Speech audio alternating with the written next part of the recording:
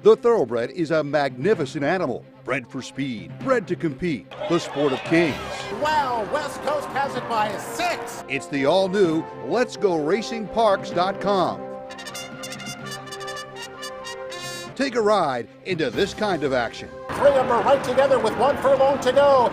LetsGoRacingParks.com is brought to you by the Pennsylvania Thoroughbred Horsemen's Association. It's fun to see them run.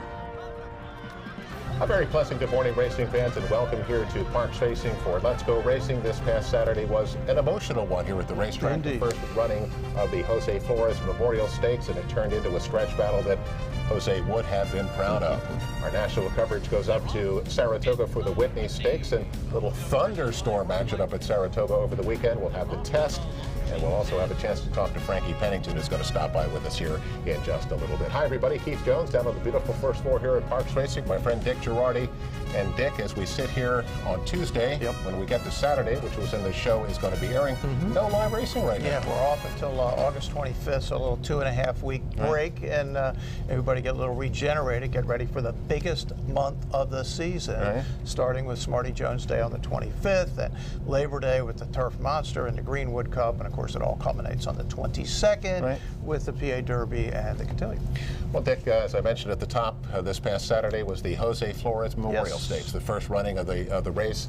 And Dick, not long after his passing, our good friend Sam Elliott instituted the running of this race, and he picked this date for a reason. Yeah, I was not aware of this, Keith. I actually wrote a story for the website, LetsGoRacingParks.com, about this race and the tie-in with the Whitney, which we'll get to in a little bit. But it was Jose. It would have been Jose's birthday, August the 4th. So that's why the race was. And Nikki Sherman was the one that told me that on the backstretch. So made sure to include that in the story that I wrote. But extremely emotional for a lot of reasons. I mean, Jose was so popular around here.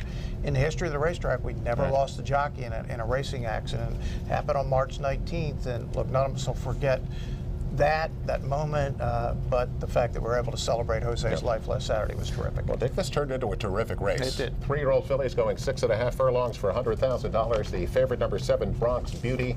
She is 9-5 for trainer Tony Margana. Frankie Pennington will be on board. Dick, she is a daughter of Liaison, who has put together a heck of a career slate so far. She won her maiden special weight and then right into the stakes. Yeah, this is, I mean, this is an amazing record this filly actually has. And her last race, the new start at Penn National, behind her was Smokin' Patty Lassie, Eddie Coletti, who we know all about her, and Dixie Serenade, who only went up to win the Grade 3 victory ride for Eddie the next time. So that was a particularly strong race, and they're all back in this race. Well, Dixie Serenade, as you mentioned, is also in here 2-1. She's the second choice with Eddie Coletti coming off that big late run to win her graded race. Yeah, and Michael Sanchez, who rode her so brilliantly in that race in New York, is back. A little different scenario this time. Easier race on paper, but maybe a different race style-wise. Well, let's take a look. 6.5 furlongs, 3-year-old fillies, as we remember Jose Flores. And they're off in the Jose Flores Memorial Stakes. And on the outside, it's Dixie Serenade, who breaks well, gets the first call. Here comes Bootsy's Had Enough on the inside, and she'll sprint to the lead. Smokin' Patty Lassie now moves to second. Bronx Beauty on the outside advances to be third. Nth Degree down inside fourth. Mary Costa right there between horses fifth. It's about 3.5 back to Dixie Serenade, who's passed on the outside, got by Go Metro Girl. Then it's farther back to Frigid Sister and Sweet Candy Dance. Grace and Honor at the back trails the field, some 10 lengths off the lead. So just less than a half mile to go in the Flores Memorial. Bootsy's Had Enough in front, just a length. Smokin' Patty Lassie is on the outside, second and neck. Bronx Beauty is 3 wide of the 3/8 and beginning to make a run from third. Nth Degree being pushed along a bit at the inside fourth. Mary Costa fifth. On the outside, Dixie Serenade is now edged up within 5 lengths of the lead. Bronx Beauty now poised at the outside of Bootsy's Had Enough as those two come to the top of the stretch. Dixie Serenade is making her run on the far outside. The field turns for home. Here comes Bronx Beauty on the outside. Dixie Serenade down the middle of the racetrack. Coming down to the final furlong. Those two are now heads apart. Dixie Serenade on the outside. Bronx Beauty the inside. Dixie Serenade short lead. Bronx Beauty fights on. Bronx Beauty not through yet. She's coming back. Dixie Serenade. Bronx Beauty down to the wire. It's Bronx Beauty. Well, this turned into a terrific stretch battle between the two favorites, Bronx Beauty and Dixie Serenade. And Dick, At about the 8th pole, I thought Dixie Serenade was going by, but Bronx Beauty absolutely dug in, and she would not be denied. You know, some horses just want to win, and she's one of them. 5 out of 6 now, lifetime. She's had 6 races with 6 different riders. Yeah. Run great in all of them. Dixie Serenade ran a winning race. I saw Eddie Coletti right after. She said, just wouldn't change leads because, boy, she looked like she was going by. She did a great race, won by a great rider. $5.80 to win on Bronx Beauty. Head to our first break. We come back here on Let's Go Racing. Frankie Pennington won it, and we'll talk to Frankie after this.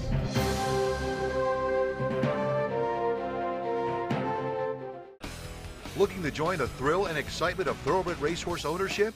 Pewter Stable can get you started. With more than 25 years of experience under the leadership of Greg and Kate DeMasi, Pewter Stable is one of the industry's leaders in racing partnerships, winning hundreds of races and millions of dollars at racetracks all over the Mid-Atlantic, including New York. Pewter Stable is working hard, looking for the very best runners at all the top sales, and we do claiming partnerships as well. No markup, no management fees, makes our partnerships unique and affordable. Training services also provided for individual owners. Give us a call and see what Pewter Stable is all about. The thrill and fun of thoroughbred racehorse ownership is easier than you think. We are Pewter Stable. Racehorses are pampered. Treated with care and loved. Nothing is more important than their health and their safety. We do right by them, And they do right by us. the hard-working folks Who proudly earn our living. In Pennsylvania's horse racing, and breeding industries. Horse racing is a lot of fun. but it's so much more. It provides tens of thousands of jobs, Jobs and billions in economic impact each year. all across the Commonwealth. Horse racing in Pennsylvania. It's a winner.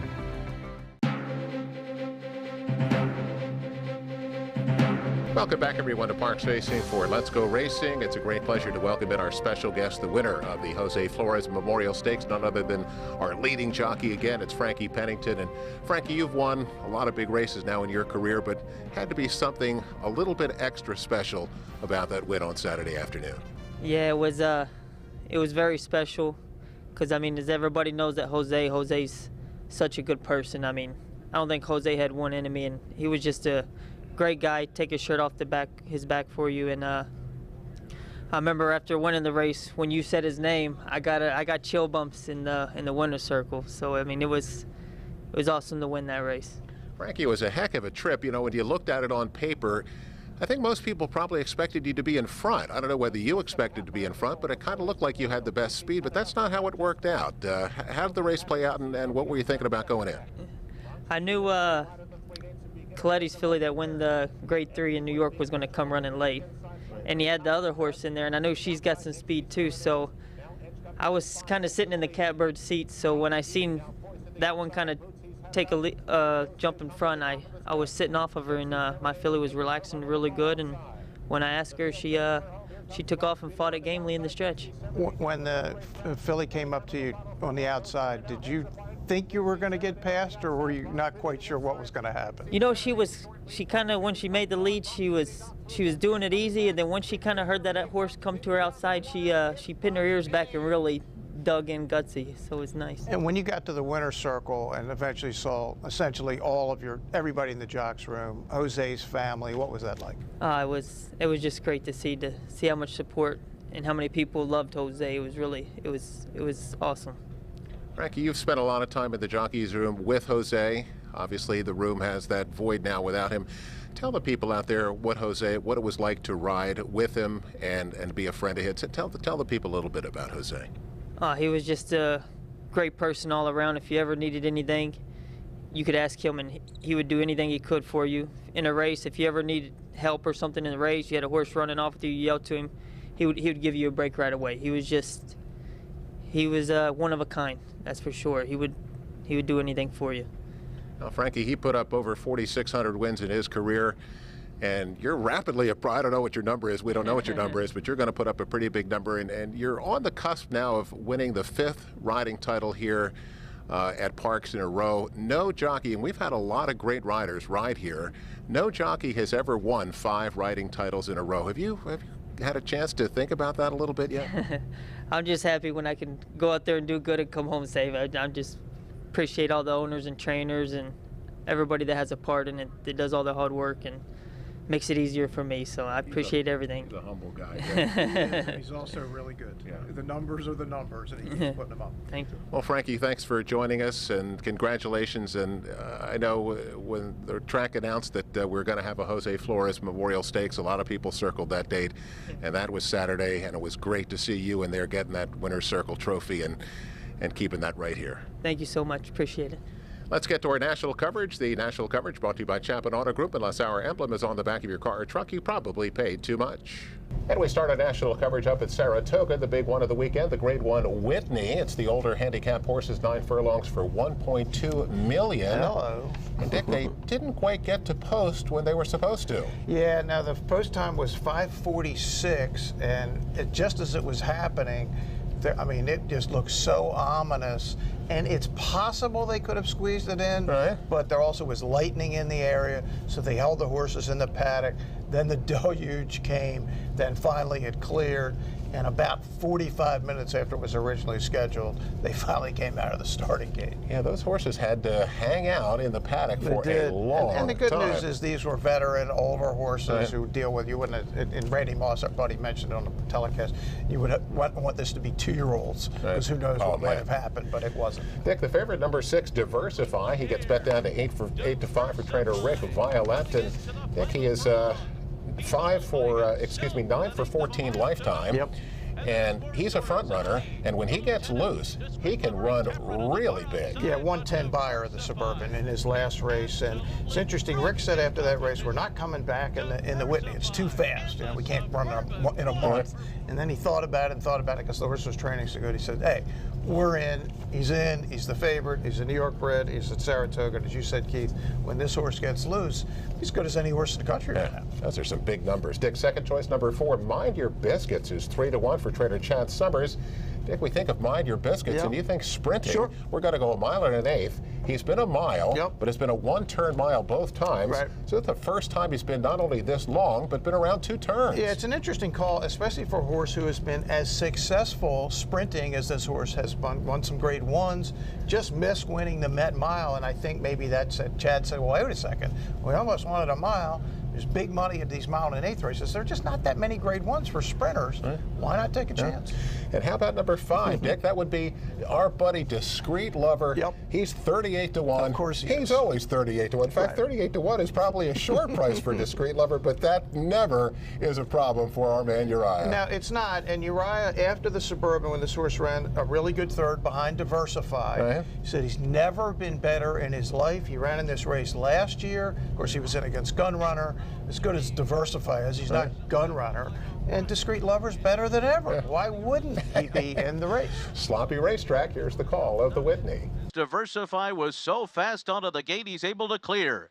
Temperate is right there too with Backyard Heaven, break of 3, and Mind Your Biscuits will be in mid-pack early on. He's racing 5.5 lengths off the lead. McCracken is next, and then come the trailers Discreet Lover and Good Samaritan. The opening quarter of this Whitney was a very swift one, 23.22 seconds, set by the speedy and classy Diversify, who heads them onto the backstretch in front by 1.5 lengths.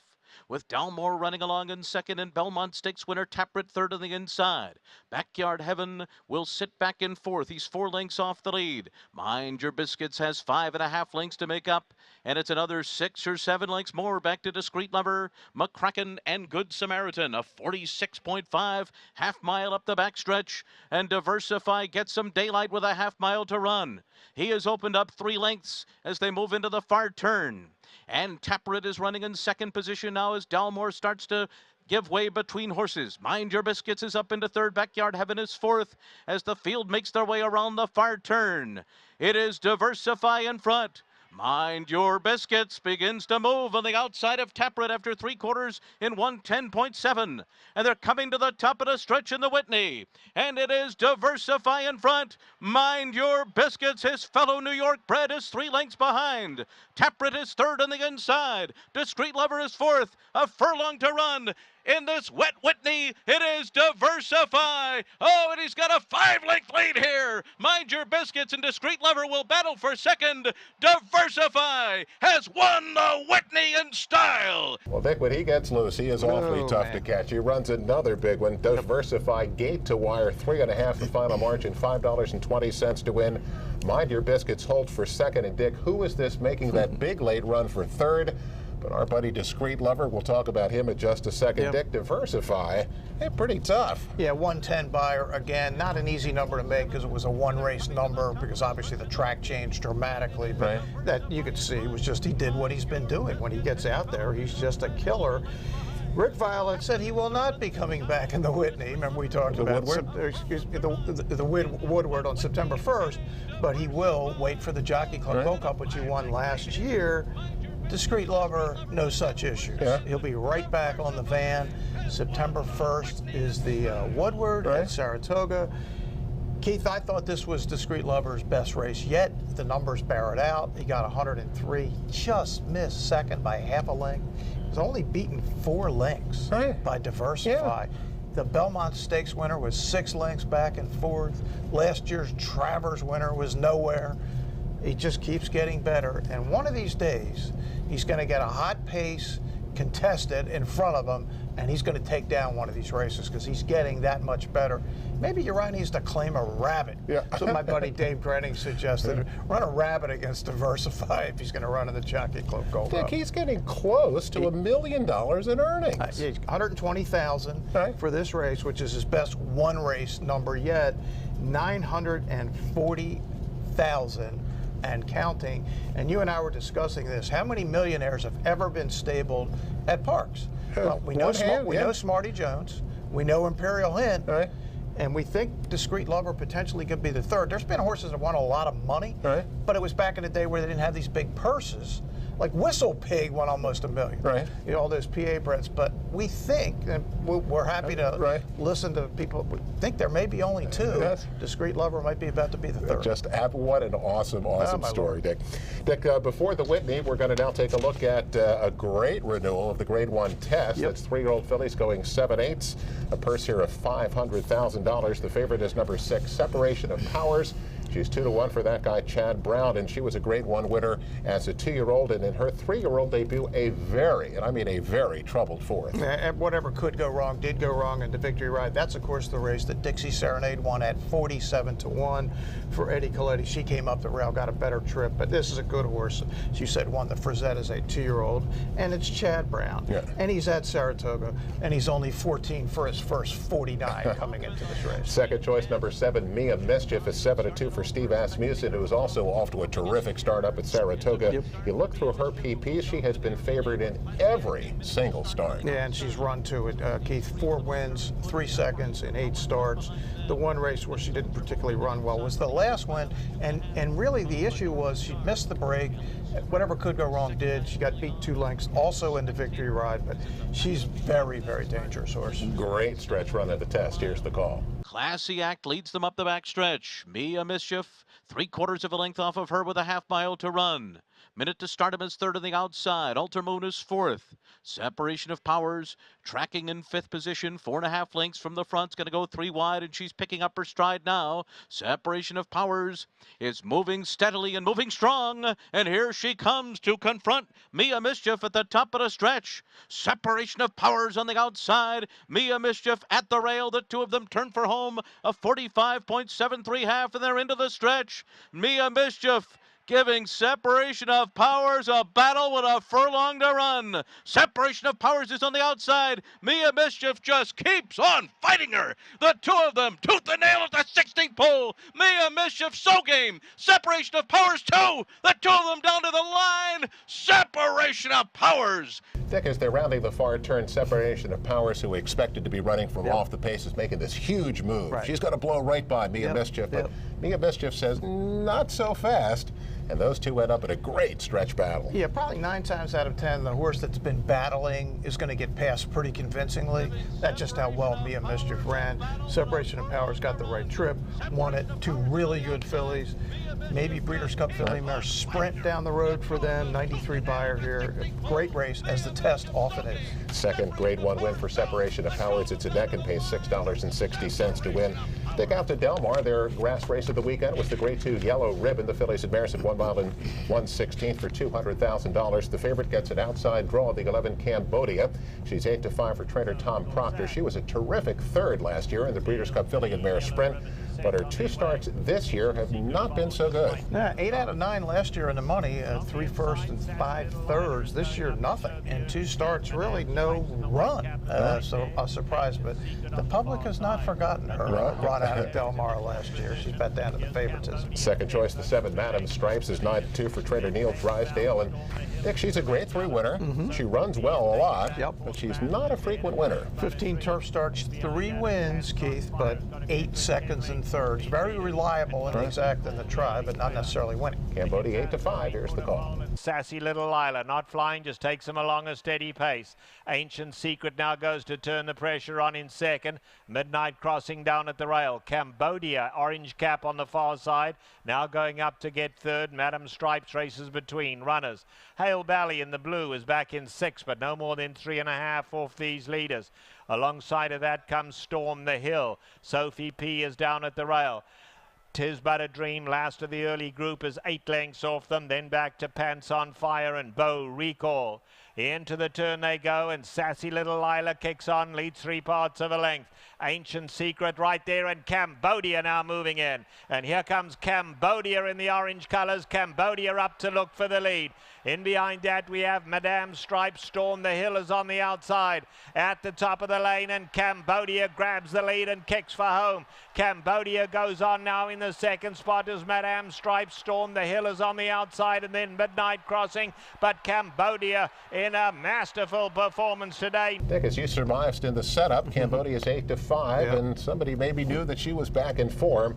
And when you win these grass races by 2.5, that's almost a blowout. It's $5.40 to win. Madam Stripes second, Sophie P was third. Cambodia, when she's right, she's really good. Yeah, she's back. This was the kind of race she was running last year when, as you said, Keith, third in the Breeders' Cup filly mare Turf. So she figures to be a factor, although it's hard to move up in that division since Chad Brown has the next 20 best horses. He's unbelievable. He's got them all. Let's get to our next break. We come back here on Let's Go Racing, the weekly awards. More racing action to take a look at it. It's Arlington Million weekend, right? It is. Yeah. Talk about that after this.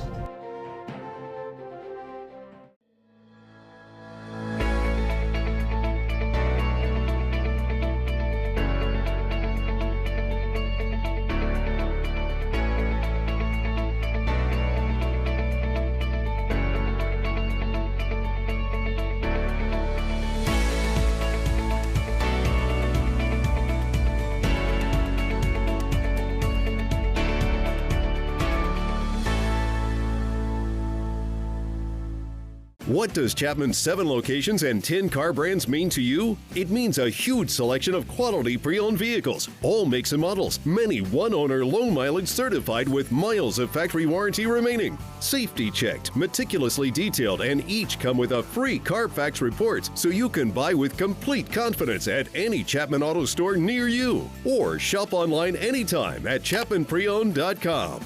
If our emblem is not on your car or truck, you probably did pay too much. Welcome back, everyone, to Parks Racing for Let's Go Racing. Time for the weekly awards, brought to you, of course, by the great Turning for Home program. Log on to their website at turningforhome.org. Dick, I hate to seem like a broken record. Yes, sir. Our jockey of the week is some guy named Frankie Pennington. Not only do you have a great week, but you come out and you win the Jose Flores Memorial, and you're going to be our jockey of the week. And who can argue? Hey. Again. And trainer of the week, and again, the broken record. How good a season is John Service having right now? He's winning at 28%, which is an insane number. Right, he won a couple out here Saturday, won one at Suffolk over the weekend. He's just winning everywhere. His horses are running great. And I spent a little time with John on Saturday. I was out here for the Jose race, and Chuck Zachney was here. And Butch Reed was hanging out, and there was a huge crowd over there. Right. Very special guest on Saturday. How about that? Shane Victorino, who retired as a Philly over the weekend, was out here. One of Chuck's good buddies is very good friends with Shane, so it was fun to see him out here at the racetrack on Saturday. And it looked like the Last Supper over there in the lunch area. They had a table for about a dozen, and it was a good time. Shane had a good old time. I think he was in about 46 pictures in the winner's circle, so he was... Chuck won a race, exactly. so it was helpful that Chuck won a couple races, so the winner's circle pictures were available. Let's get the race recap up to Saratoga for the Grade 3 Troy. We're 5.5 furlongs over a soft turf course here for $200,000. Number 3 Disco Parker, 3-2 choice for Christophe Clement. But pick number 7 Sandy Slew is 4-1, and he has been really sharp of late, and they are not going to get him today. Yeah, they're not going to get him loose. Can't catch him. This is his 8th career turf win. And the horse is over $500,000 in just turf earnings, and it's close to $700,000 overall. And if you backed him, you get $10 to win, so good price there. Let's go to Del Mar for the Grade 3 La Jolla. As the 3-year-olds are prepping for the Del Mar Derby later. 1 mile and 1/16 for $1.50. Number 2 River Boyd is 1-2 for trainer Jeff Mullins, and he is running like it. Yeah, no, there was not much doubt. Gave Flavian Practice this was the perfect trip. Runs by in the stretch. That's what you want out of your 1-2. Didn't have to win by a lot, but it was always comfortable. $3 to win on River Boyd. Let's go to Mountaineer for the West Virginia Derby. It's a 3-year-olds at 9 furlongs for $500,000. Our favorite is, of course, Bob Baffert. Once on whiskey is 2-1. But Dick Mr. Freeze gets to the front early, sets a comfortable pace, and boy, does he ever pull away. Yeah, I mean, just Dale Romans had this horse as right as you can get him, and horse only lost 1 race by half a length. That was the Iowa Derby to High North. It was in here, but yes, Loose wins by 8. 102 buyer. We don't see Dale that often here. I wouldn't be surprised to see this horse here on September 22nd for the PA Derby. The old 102 buyer. Dick, final one is the 2-year-old fillies out at Del Mar. It's the Grade 2 Sorrento. They'll go 6 furlongs for $200,000. Number 10 Del Mar May is the 5-2 choice. But Dick, tell me about this number 3 Bellafina. Yeah, it is amazing how many really good 2-year-old fillies are out on the West Coast. Jerry Hollendorfer has one.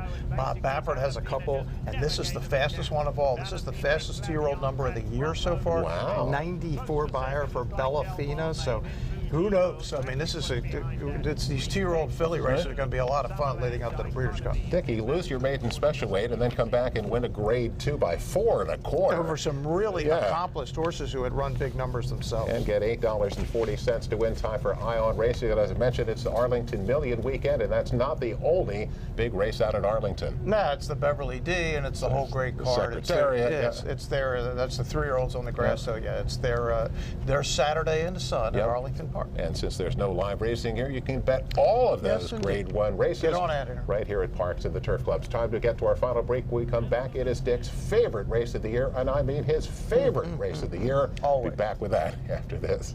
Parks Racing is the perfect place for family fun. Hear the thunderous sounds of the thoroughbreds racing down the stretch from our picnic road.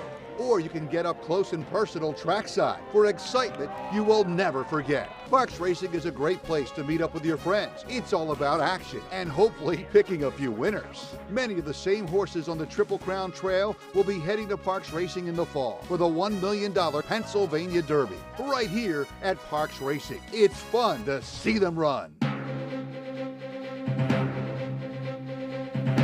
Welcome back, everyone, to Parks Racing for Let's Go Racing News and Notes. Our final segment brought to you by Pewter Stable. Log on to the website at pewterstable.com and become an owner today. Bruce Casella, Dick Girardi, Keith Jones, and Dick, your favorite race of the year is obviously, and I mean obviously, the Hambletonian. Of course. Up at the Meadowlands, the 93rd edition. And would you believe the 14th filly, 14th in the history of the race, Atlanta, is just going to run them off their feet? Well, I didn't see it coming, but I'm not totally shocked. I've always liked Atlanta. For the father-son team of Rick and Scott Zarin, and Dick, 14 fillies have won the Hambletonian. That surprised me. What, 3 fillies have won the Derby in all those years? And 14 have won that. When you're fast in harness racing, you're fast. Well, come out and enjoy all the simulcast racing. We'll be back with live racing here again on August the 25th with Smarty Jones Day. Yes, sir. I'm sure you'll be here for that. See you next week on Let's Go Racing.